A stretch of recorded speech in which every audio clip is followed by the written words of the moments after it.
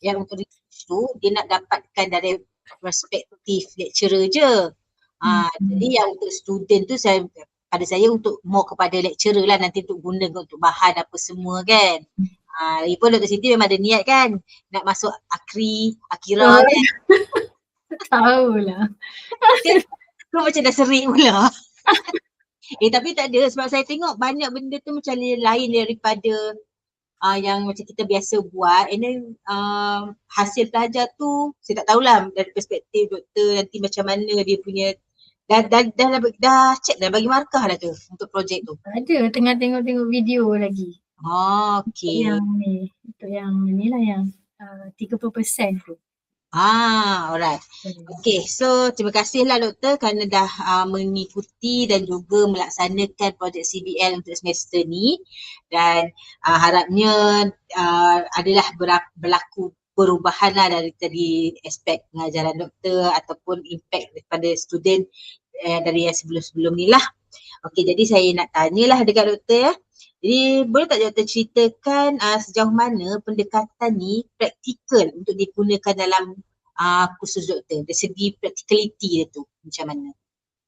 Okay, dari segi practicality sebab kursus ni memang kursus yang ada amali.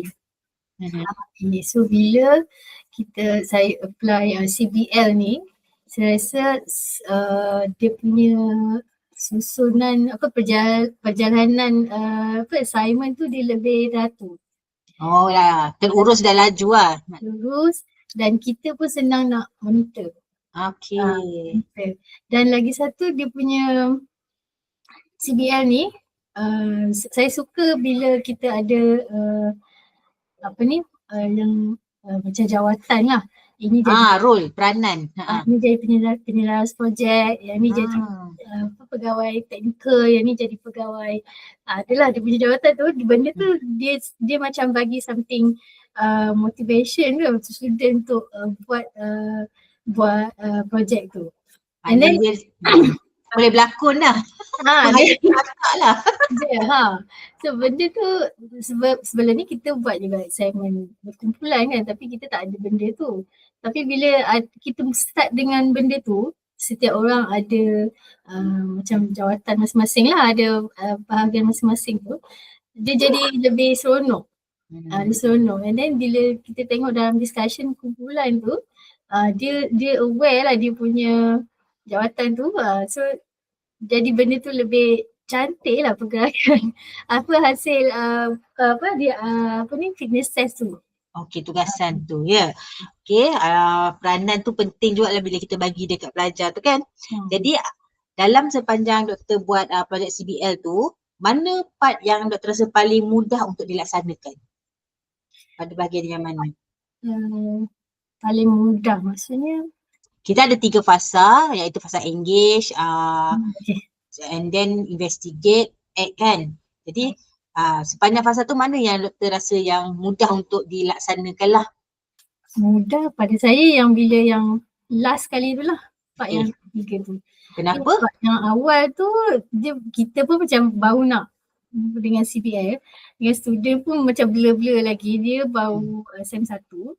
Tapi kita ada buat pilot test, kemudian kita suruh dia buat interview. Bila dekat ujung sekali, bila implementation yang last kali dia kena organize fitness test tu, nampak cantik lah dia punya perancangan tu. Maknanya dia makin faham lah tentang dia boleh relate kan konsep sampai praktikal dia tu.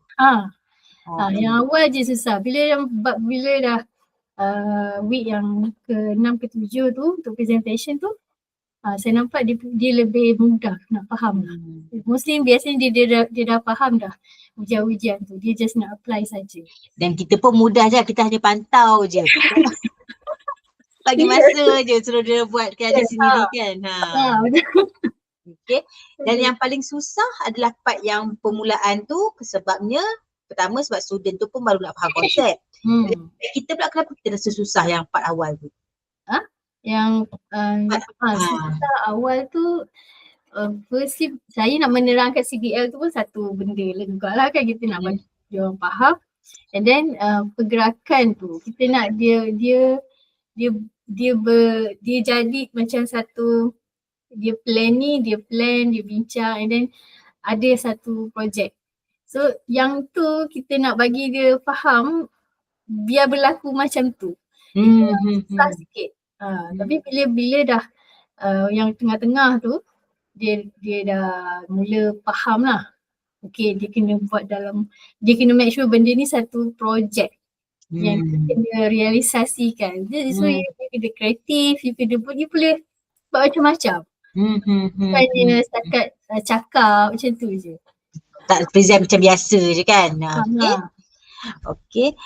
Alright, kita pergi kepada soalan seterusnya tentang kejelasan pelaksanaan CBL ni lah. Jadi melalui pengalaman doktor, apa yang doktor dapat rasa waktu melalui proses-proses tu? Maknanya dari segi pengalaman lah berbanding dengan cara mengajar dulu ke, ada tak perbezaan pengalaman tu? Beza sebab saya rasa CBL ni dia bila nak bagi markah tu dia macam banyak sikit lah kita nak kena tengok. Tapi dalam proses tu kita rasa macam student ni dia lebih independent. So you kena cari saya untuk bincang, dia kena datang discuss, present apa yang dia dah buat, apa dia ni. So benda tu dia bukan lagi dalam kelas. Dulu saya ingat dulu kita memang dalam kelas, bila dalam kelas bila nak buat finesa baru pergi ke dewan. Tapi ni dia 7 minggu tu dia tak bersemuka pun. Muka. Dia kena buat appointment, dia datang jumpa perkumpulan sampailah hari present tu kita dekat Padang lah yang tu. Kat Padang, kat Dewan lah. Tapi student kita nampak dia lebih independent. Cara belajar tu berbeza lah. Sebab sebelum ni diorang mungkin dekat sekolah ke kan, sebab dia orang macam satu. Dia macam spoon feed lah lebih dulu kan, kita dalam kelas kita bagi je. Dia belajar banyak benda yang nak kena pergi cari alat tu, lepas tu nak kena cari tempat untuk buat. Sebab projek ni dia punya tema berbeza kan? Dia kumpulan sasaran dia berbeza. Jadi dia tak berbeza lah setiap kumpulan. Okey. Jadi adakah bila doktor cakap macam ni kan, mereka perlu jumpa doktor, buat appointment apa semua kan. Adakah kaedah tu akan menyebabkan doktor bertambah beban ataupun menyukarkan lagi perancangan pengajaran doktor? Dia membantu ke menyukarkan lagi perancangan pengajaran tu? Pada saya lebih mudah macam tu saya rasa. Instead of kita dalam kelas kita mengajar more banyak teori kan. Jadi datang discuss tu, dia tunjuk, and then bila ada satu part tu yang dia kena interview, dia kena cari orang yang expert dalam sukan tu. Itu daripada situ dia lagi banyak dapat info. Kita kan atlet kita. Betul. Kita tak boleh nak cerita apa ni keadaan sebenar Padang tu, tapi bila dia jumpa, dia cari expert tu, dia dapat lebih lagi lah. Betul kan, kadang-kadang tu cerita pengalaman pun tak ada juga. Kita tahu. Jadi kita belajar dengan diorang pula kan? Ya. Jadi diorang ni kena pergi jumpa siapa dalam projek tu? Dia mostly kalau kumpulan sasaran dia sukan badminton. So dia kena cari someone yang aktif dalam badminton lah. Bukan tokoh lah, bukanlah tokoh badminton. Maknanya yang pandai main jugalah. Kalau dia kumpulan yang fitness size untuk warga emas, so dia cari pensyarah juga. Pensyarah yang nak tanyalah ujian apa yang sesuai. Kemudian kalau yang bola sepak, dia cari someone yang bola sepak lah. Bayangkan kalau kita tak buat macam tu, kan kita nak ajar setiap satu benda kan. Banyak tu, tak cukup. Tak ada. Kita nak cerita pengalaman pun tak ada pengalaman kan. Jadi bila jumpa orang lain tu, bila kita dengar pun, kita pun baru tahu. Dia ada buat video lah tentang bila interview tu? Ada. Adalah dia record task every week tu saya nak tengok dia punya progress, so dia kena bagi video tu lah. Yang dia report. Ini doktor boleh masuk sulam juga lah. Ke terlibat dengan sulam juga? Saya tak pernah lagi sulam. Tak pernah lagi. Tapi dia boleh jadikan orang kata dia lebih kurang pendekatan sulam lah sebab dia berkaitan dengan komuniti kan. Dia orang jumpa komuniti. So that's good lah. Nanti kalau ada carnivore masuk sulam ke masuk je. Mana tahu kot boleh ke situ kan. Okay, good. Untuk yang konsep yang ketiga tentang beban kerja dan pengurusan masa. Jadi bagaimanakah dari aspek masa dan juga beban kerja, bagaimana pendekatan CBL ini dapat mempengaruhi pengalaman mengajar doktor? Macam mana doktor manage masa untuk projek CBL ni? Satunya saya tengok daripada week yang pertama sebab saya punya period 7 minggu. So 7 minggu tu, yang minggu yang pertama tu dia agak struggle lah. Sebab kita nak kena fikir the whole 7 week tu apa benda yang kita nak kena buat. Tapi bila kita dah ada planning tu, so saya rasa benda tu mudah. 7 minggu lagi tu siapa, ada orang lain ke yang take over? Saya juga. Tapi untuk projek ni memang 7 minggu. 2 CLO tu untuk 7 minggu tu. Okay, faham. Sebab itu lebih mudah lah bila kita dah planning daripada week 1. Week 1 tu dia memang agak struggle lah. Saya rasa macam saya dah lambat lah nak mula. Sepatutnya week 4 tu saya mula. Tapi week 4 tu masih lagi nak memahamkan, kita nak faham, jadi student pun nak faham juga apa benda dia kena buat ni sebenarnya. And then saya rasa kalau lepas ni 3P memang kaedah dia saya prefer macam ni lah. Macam ni. Okay. Jadi bahagian mana yang doktor rasa paling memerlukan masa dan juga tenaga doktor waktu buat projek ni? Waktu projek tu lah. Waktu yang mana? Bahagian investigate ke ataupun bahagian act yang mana, yang macam tadi doktor kata pelajar kena selalu jumpa ke macam mana? Pelajar selalu jumpa tu okey. Tapi dia bukannya jumpa kita luar waktu lain, dia jumpa tu waktu kelas tu juga. Office hour lah. Waktu kelas. Office hour. Dia 3 jam. 3 jam. Saya akan tunggu juga dekat blok 6. Dan masa yang sama dia orang boleh pergi juga untuk siapkan tas yang ada. Dia kira macam FYP jugalah ni ala-ala FYP. So group mana yang ada group yang macam slow sikit tu, memang dia akan banyak kali berjumpa. Dia awal-awal tu susah juga dia nak datang kita, tapi once bila dia dah start betul, besok nak jumpa pukul ni, masa tu agak bila pertengahan tu yang banyak appointment lah. Tapi bukan waktu luar pada ni, waktu pejabat juga. Pejabat jugalah. Dari segi penilaian macam mana? Adakah benda tu membebankan ke ataupun doktor rasa macam lagi meringankan ke macam mana? Okay. Sebab saya yang untuk ni ada 2 CLO. Satu CLO tu untuk praktikal. So praktikal tu basically the whole process tu kita dah boleh menilai lah. Proses tu boleh menilai dah. Cuma kita nak tengok balik video tu untuk bagi dengan tepat lah kan markah tu. And then 10% tu adalah markah professionalism. Professionalism tu saya buat penilaian rakan sebaya. Kumpulan tu yang akan bagi markah untuk ahli dia lah. 10%. So itu pakai Google Form je, so jadi tak susah lah. Lagi mudah kita nak ni kan kira nampak. Okay. Adakah pendekatan ini dapat meningkatkan keyakinan doktor dalam pengajaran? Doktor dah mengajar sepanjang berapa tahun dah? Ni masuk tahun ke-6. Tahun ke-6, okay.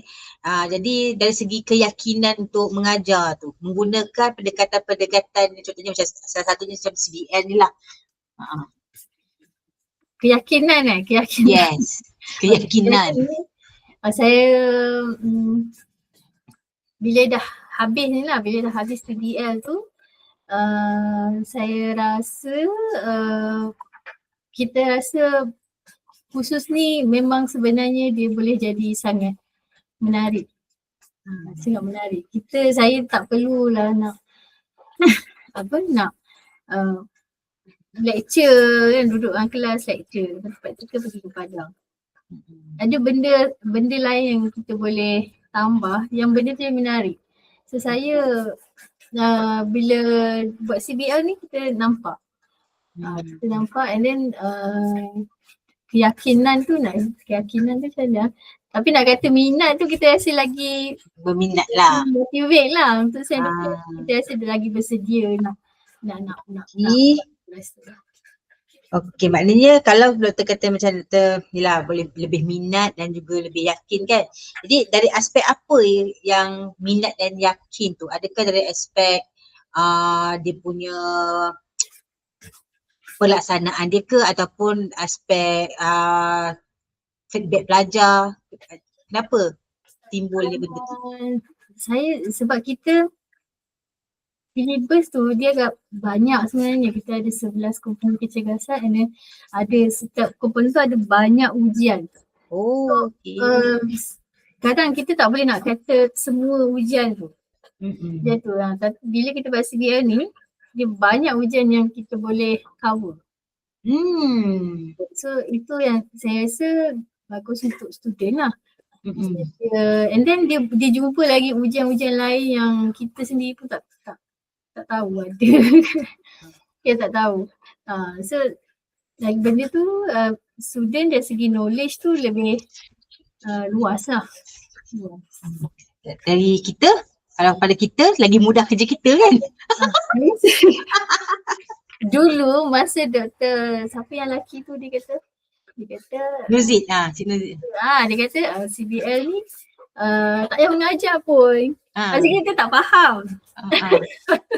Dah nampak lah. Kita rasa, betul lah kata tak payah mengajar. Kan, tapi saya rasa knowledge tu tetap sampai. Walaupun kita tak dalam bilik kuliah kita tak terangkan secara teori kan. Tapi knowledge tu sampai. Jadi sebab kita, bila CBL ni dia meletakkan kita pengajar ni sebagai mentor kan, facilitator yang tak, bukan sebagai teacher. Jadi itulah salah satu dia punya gist dia tu lah. Maknanya student, okay dia dapat maklumat-maklumat tu tapi kita yang kena verify. Betul. Tapi macam doktor kata lah, kadang kita pun baru tahu kan. Betul. Kita boleh cari balik. Okay. Macam tu lah dulu saya belajar ajar tentang game. Dan saya kan main game pun, buat game pun tak. Tapi memang kita kena mengajar. Sebenarnya student tu lah yang explore semua-semua and then bila dia present tu, masalah kita pun dapat something juga kan. Okay. Jadi secara overallnya dalam sepanjang yang doktor dah lakukan sepanjang CBL ni, apa pengalaman paling bermakna lah sepanjang yang doktor rasa bila dah melaksanakan projek ni? Yang paling diingati lah. Saya rasa yang paling best tu bila selesai sesi praktikal tu lah. Sesi ni. And then dia orang, saya sebab awal-awal dia orang satu, kita punya expectation tu dia tak tinggi lah kan. Tapi bila present, kita boleh nampak dia sangat independent. Dia sangat kreatif. Dia boleh buat, kita kalau warming up tu biasa je kan. Dia boleh buat, buat aerobik. Dia gaya TikTok sekarang. Dia bukan biasa-biasa. Kita tengok. Bagus lah. Sebab sebelum ni kita mengajar subjek tu ada yang SEM 5, ada yang SEM 3. Tapi untuk yang rehab ni SEM 1. Dia punya level tu saya rasa macam dah SEM 5, SEM 4 saya rasa. Jadi bila selesai tu, semua kita puas. Sebab dia lebih pada kita punya expectation. Itu yang saya rasa seronok. Dan satu lagi dia orang ni mentee saya. Jadi okay. Mentee kita. Jadi mungkin bila dia tahu kita penasihat akademik kan, dia bonding tu dia lain sikit. Betul. Semestinya. Itu yelah macam benda-benda semua ada record kan semua kan. Jadi tu nanti simpan tu baik-baik tu. Itu memang penting tu kan nak dapat. Sebab kita, macam doktor kata lah, betul lah. Kalau SEM 1 boleh hasilkan yang macam kita rasa SEM 5 baru boleh capai benda tu, itu satu progres yang laju lah juga. Itu yang kesan kita harap jugalah. Dan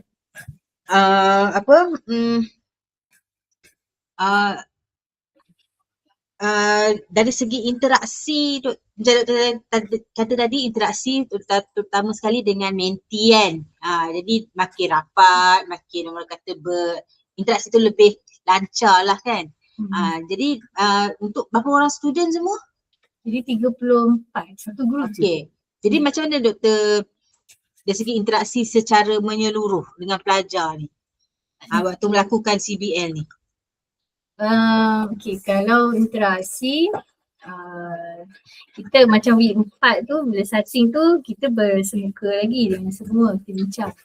Kemudian tu barulah pada kumpulan lebih pada discussion pada kumpulan. So kalau interaction secara keseluruhan ke? Secara keseluruhan bila setiap kali habis satu grup projek punya kita ada macam refleksi lah untuk kumpulan tu sahaja. Dan semua sekali lah yang ada dekat situ. So dekat situ yang selalunya kita banyak komen. Apa yang perlu ditambah baik. So kalau yang group first tu memang kita nampak dia kurang sikit. Tapi bila group 2, 3, 4, 5 tu dia orang dah nampak dah. Kesian yang di first. Tapi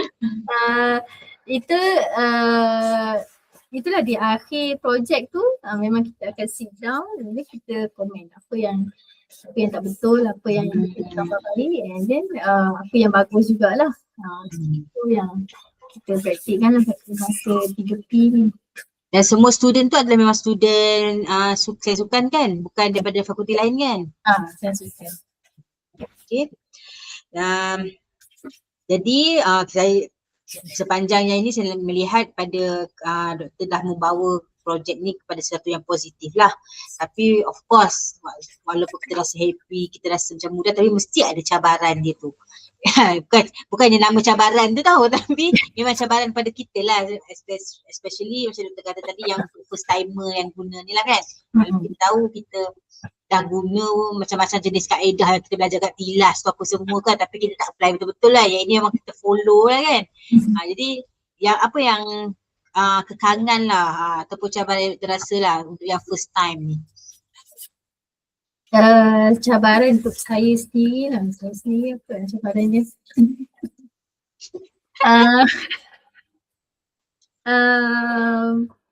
Saya rasa macam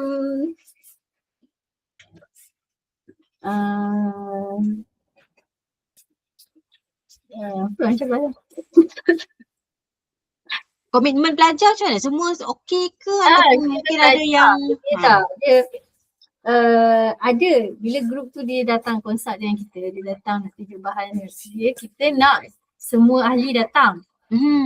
Tapi ada yang jenis yang 3-4 orang datang, kita tanya kenapa. Memang ada yang jenis yang tak ambil kisah kan, yang tak boleh nak bergaul, tak boleh nak communicate. Pada saya masa tu kita kena main peranan lah. So you kata kita tak boleh macam ni. You work as a team, panggil kawan tu.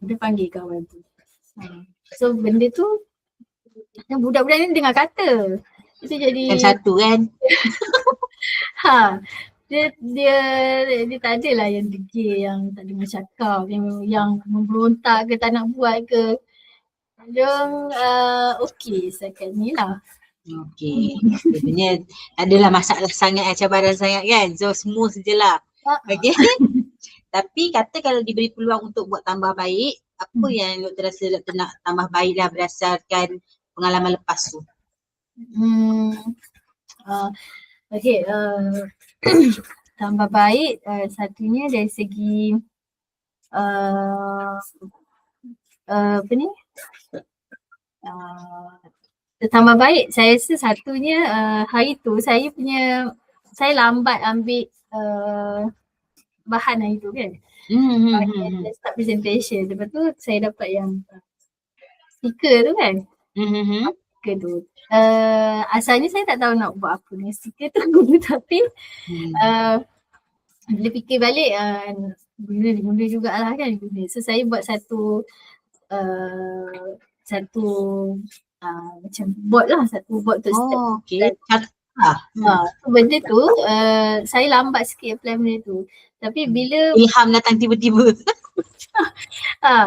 tu saya pakai juga masa yang group yang 4 bulan yang dah start tu. Kita bagi stiker dia untuk motivate dia buat betul-betul. Sebab ujian tu kan ada yang lari tu, laju yang ada yang main-main. Tapi ada stiker tu, dia memang buat bersungguh-sungguh. Saya kalau macam ni tu saya beli stiker banyak-banyak. Itulah diorang ni macam kita lah. Dia nak kena ada unsur apa ni tadika tu juga. Dia buat betul-betul nak ke stiker tu. Saya kata berguna stiker ni. Saya kata stiker ni saya akan apply lah lepas ni. Itu adalah nanti Doktor boleh scan lah dia punya, ada kan carta tu kan, nanti kita boleh masukkan dalam modul tu dia punya orang kata bahan sebagai ABM kita lah sebenarnya kan, bantu mengajar kita kat situ. Okay, jadi soalan terakhir, jadi ada cadangan doktor, adakah pendekatan ni CBL ni kita sesuai untuk diperluaskan kepada pensyarah ataupun khusus di UPSI ni? Pada saya memang sangat sesuai. Okay, macam saya sekarang ni saya ada tiga pensyarah subjek ni sebenarnya. Ada lagi Dr. Setiati ni dengan Cik Usul lah. Cik Usul tu memang akan bersara lepas ni. So lepas ni saya saya nak explain jugalah dengan Dr. Tini. Sebab dia punya tugasan tu sama praktikal, cuma kaedah pendekatan mass learning tu je. So kalau saya boleh share dengan Dr. Tini, saya rasa dia berminat jugalah nak explore dengan benda ni sebab dia bukan complicated pun. Dia jadi lagi lebih menarik dan kita pun, student pun lagi seronok sebenarnya. So untuk ini, so kita dah ada bahan sikit, dah ada kita punya planning dah sebelum ni, saya rasa nak explain dekat pensyarah lain tu lebih mudah lah. So kalau, dan saya rasa nak apply tu pun mudah, dia tak adalah benda yang baru yang kita kena buat. Dia benda tu memang dah ada dah. Cuma kaedah tu lah nak kena ada tambah sikit lah kan. Baik, kena apa tu tersusun sedikit lah, taklah macam kita ni 5 minit nak masuk kelas lah baru nak prepare apa semua kan. Betul. Sekarang kita takut benda tu tak sampai. Budak-budak pun buat, kita just tengok je. Tapi proses tu kita tak nampak. Dia bincang ke, dia buat seorang-seorang ke, dia tak ada teamwork ke. Itu kita tak nampak. Tapi bila kita ada something yang kita monitor every week kan, benda yang dia nak kena buat tu, kita nampak lah mana yang ada problem, mana yang bagus sangat, mana yang boleh bekerja dalam kumpulan tu. Itu yang saya rasa nak kena budak nampak lah, dia boleh belajar lah nak independent. Dan kita pun kenal student kita kan, kalau dulu kita mana nak ingat sangat. Dan bila saya tengok markah yang penilaian akan sebaya tu, dia memang genuine lah, genuine tak? Kiranya memang genuine sangat. Jujur lah. Dia memang ada budak yang kita tahu dia macam budak ni tak berapa ni kan. Dengan grup dia sendiri pun macam lain, dia duduk jauh je kan. Orang datang bincang tak datang. Bila tengok markah tu memang rendah lah. Kita cakap lah masa yang refleksi tu, kita cakap sebab kita tak nak dia nak lama lagi kan, ada banyak lagi assignment. Yelah semester tahun betul. Betul tu. So nak ajar dia bekerja dalam kumpulan, nak kena ajar dia communicate, nak kena ajar dia bagi pendapat, benda yang macam tu lah. Saya rasa bila buat CBL ni dia orang lagi open, dia boleh. Ini kan nanti saya share dengan doktor tahu apa yang pasca tu nanti. Data pasca tu. Kan dalam pasca tu saya ada suruh letak situ komen tentang pensyarah. And then apa yang dia dapat semua dia doktor boleh baca.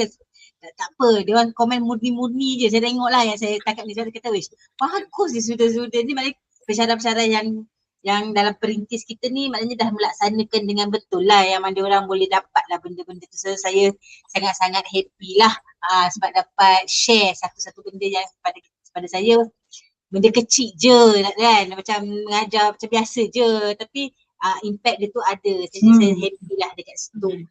Okay, dan doktor jangan terkejut kalau nanti boleh, kalau adalah pula berita yang mengatakan kata student-student ni dia compare, kenapa Dr. Hatimi tak ajar pun main-main macam ni apa semua, kenapa kelas ni best sebenarnya. Ya itu pasti akan berlaku, tapi tak apalah. Tapi itu kita okey lah, kita saja nak try yang baru kan. Okey, Alhamdulillah saya rasa itu sajalah untuk sesi temu bual kita pada hari ini. Dan kalau ikutkan untuk saya collect data tu untuk temu bual ni satu, and then nanti saya akan bagi link dekat doktor lah untuk isi satu Google Form yang berbentuk skala kan. Dalam tu kena masukkan sikit lah sinopsis apa something macam tu lah. Yang itu untuk memudahkan kita untuk next projek kita untuk buat yang modul tu. Okay. Okay, so terima kasih banyak-banyak. Saya happy, doktor pun happy, semua orang happy. Selamat berpuasa lah ya. Puasa dah. Itulah kan sekejap gila nak puasa. Lepas tu nak sambung kelas balik. Tu saya nak settlekan dulu apa tu. Yang temu bual ke apa semua ni. Sebelum raya lah kan. Nanti kita susah pula. Okay, doktor ya. Terima kasih banyak-banyak. Terima kasih Dr. Laili atas sama-sama. Saya itulah kan benda kecil je, kata kenapa lah kita tak nampak kan. Padahal kalau buat macam ni kan kita rasa lagi seronok sebenarnya. Kita yang mengajar pun kita rasa happy sebab sebab apa kan, macam macam saya kena ajar subjek business kan. Saya tak pandai business, apa pengalaman pun tak ada, tapi bila diorang buat tu macam boleh rupanya macam tu, macam expert lah mengajar business. Sedangkan kita buat pandai je kan. Pandai. Ya kena buat pandai lah, dia jadi pensyarah kan. Buat cari sendiri. Okay. Nanti kalau ada nak masuk pertandingan kan kita dah ada produk ke bahan semua tu, nanti kalau nak masuk inovasi apa-apa bagi tahulah kok kita ada allocate untuk pergi untuk bayar yuran masuk inovasi nanti. Okay, terima kasih doktor. Assalamualaikum. Assalamualaikum.